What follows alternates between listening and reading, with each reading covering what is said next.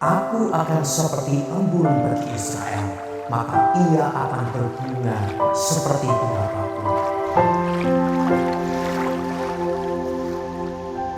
Teman-teman dan Bapak Ibu sekalian dimanapun berada, salah satu tema dari kitab Zakaria adalah tentang penghukuman Tuhan. Sehingga dalam Zakaria pasal 5 ayat 3 dan 4 dikatakan seperti ini. Lalu ia berkata kepadaku, inilah sumpah serapah yang keluar menimpa seluruh negeri. Sebab menurut sumpah serapah itu, setiap pencuri di sini masih bebas dari hukuman, dan setiap orang yang bersumpah palsu di sini juga masih bebas dari hukuman. Aku telah menyuruhnya keluar, demikianlah firman Tuhan semesta alam, supaya itu masuk ke dalam rumah pencuri dan ke dalam rumah orang yang bersumpah palsu demi namaku, dan supaya itu bermalam di dalam rumah mereka dan memusnahkannya, baik kayunya maupun batu-batunya. Ketika Zakaria melihat penglihatan sebuah gulungan, Tuhan berkata, inilah sumpah palsu.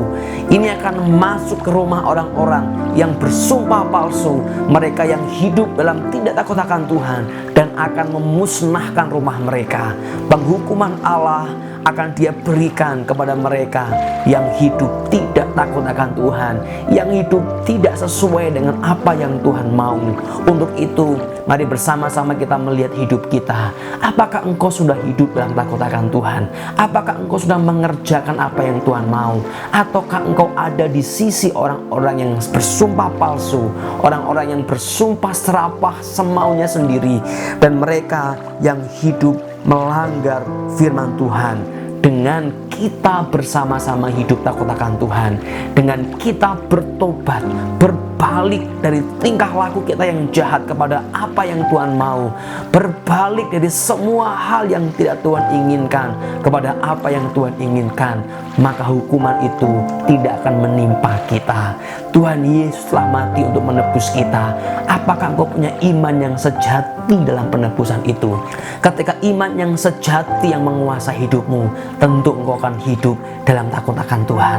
Tentu engkau akan hidup dalam firman Tuhan, dan di sanalah Tuhan akan menyelamatkan, dan di sanalah anugerah Allah akan berlimpah atas hidup kita.